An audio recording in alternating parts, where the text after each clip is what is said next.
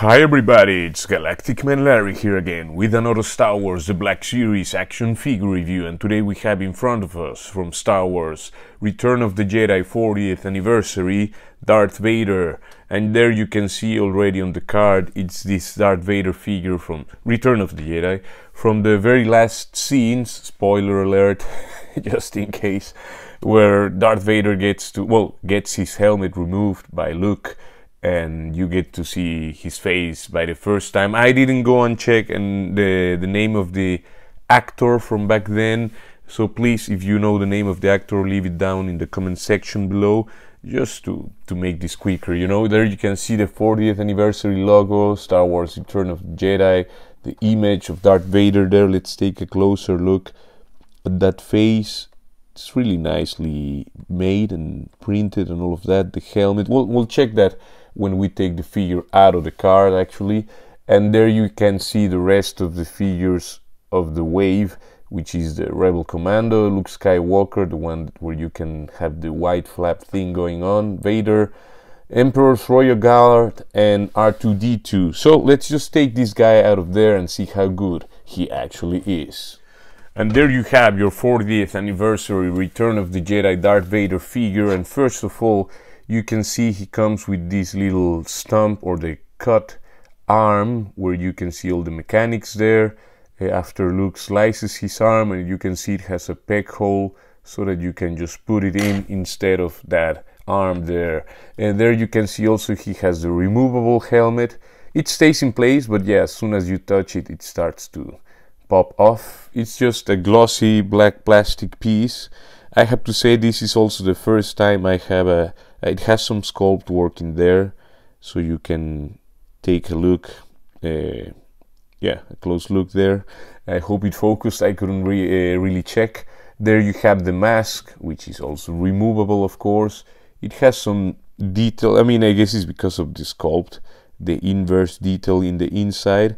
And there you can see all those like coppery paint applications and some, like, it's not silver champagne, it has also some silver or gunmetal gray for some parts of the mask, what we are used to with this figure.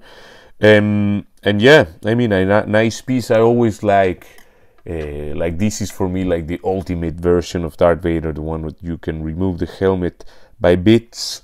And there you can see also you can remove the head, you can pop it off. I won't do it on camera because it takes some strength and I don't want to stress that thing, but this piece is just floating there, and if you remove it, there you can see, I mean, we will be able to see the whole detail of the head there. There you can see the head sculpt, the eyes, how they're printed. There you can see the scar there. You can, I mean, they went all out with this one. It's a really like gruesome head, full of scars, and yeah, it's all damaged, but hey, it's the way it was. It could be, in my opinion at least, it could be more pale or paler, because I remember it looking really like white, like super pale on the movie. But hey, it does the thing. I'm actually thinking if they tried to find a, I mean, maybe I'm wrong, yeah, but like if they tried to find a mid-ground with Hayden Christensen as well, like to mix both actors and find them kind of halfways to make this specific head sculpt. Maybe I'm just fantasizing.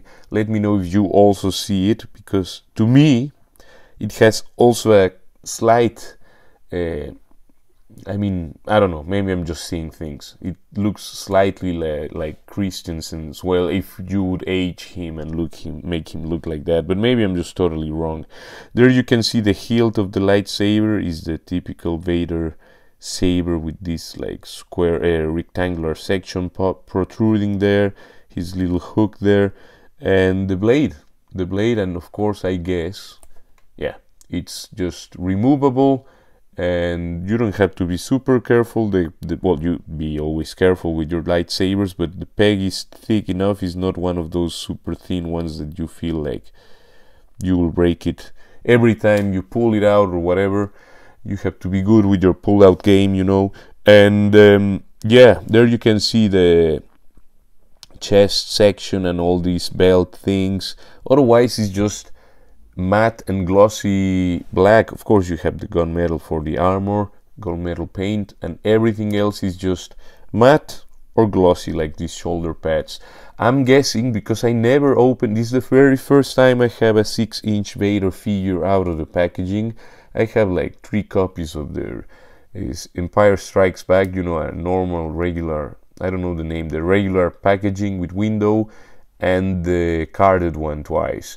I didn't get the Obi-Wan one, and I didn't get like any previous one just because of reasons, apart from the Empire Strikes Back. But I think this is the same body, or at least maybe, or it's a different one or new one, I don't know.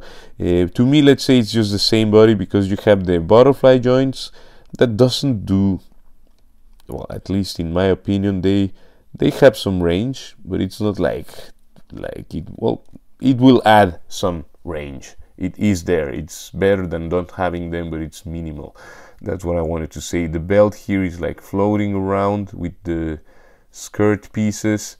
And let's do actually the articulation. The head can look up that far, can look down that far, all the way into the mask and sniff a line there. He can turn to the sides. He can turn all the way around. The cape is a separate piece, of course, it's fabric.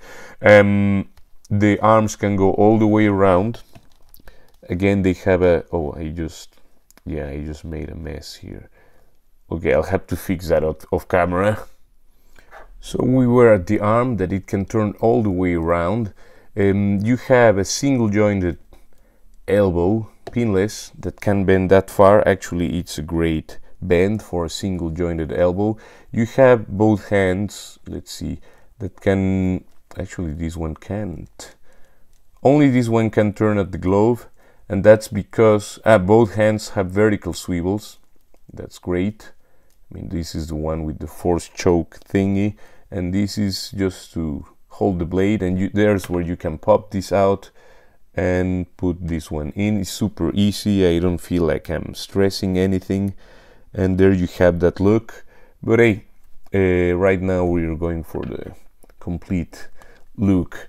And what else? You have a diaphragm, well, like a waist ball there, or diaphragm is well hidden, like just above the belt.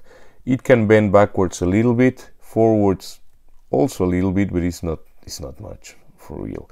You have a little bit of tilt to the sides, and you can turn to the sides. I won't go all the way because the cape will keep undoing itself, and yeah, I can see already this will be a bit of a pain with this figure, but hey, it's a Vader figure, and I do like soft goods mixed with plastic, you know, like mixed materials.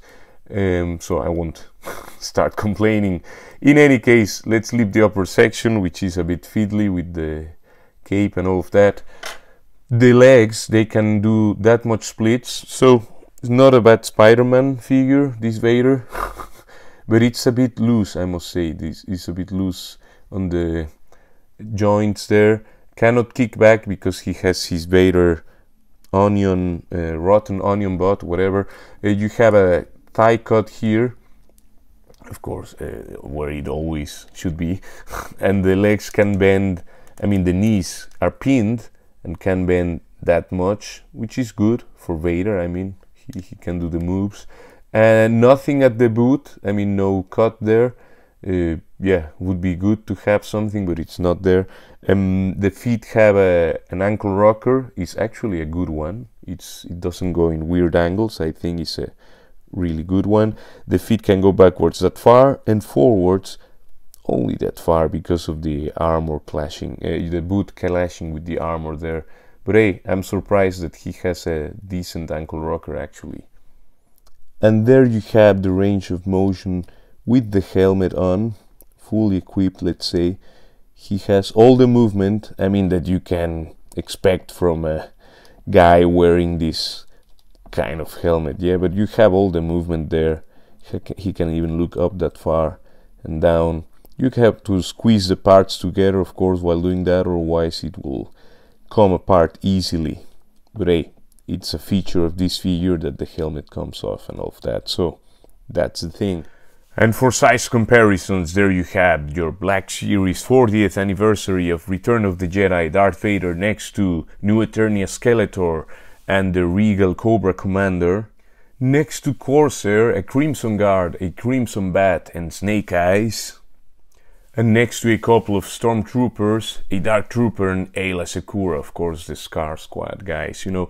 Anyway, this Darth Vader is a great figure. I mean, if it's like, if you don't have a Darth Vader and are like me that, I haven't opened any yet in this scale, whatever, this is the one to get. You get the helmet and the unhelmeted version, the cut arm, you know, and you have all the, I mean, this is the ultimate version of Vader, always for me, the one with the removable helmet, and you cannot go wrong with this one. Of course, if you prefer one version that the helmet won't fall off easily, of course get one that you can remove it, but this is the one I would recommend for everybody. Like, you get the full package, or almost, at least you can have a very complete version of Vader. And yeah, I mean, I really like it, you know. I mean, you can never go wrong with a Darth Vader, in my opinion, unless you just don't like Star Wars, of course. So, please leave a like, share, comment, subscribe, take care, and I will see you in the next one. Ciao, ciao, ciao.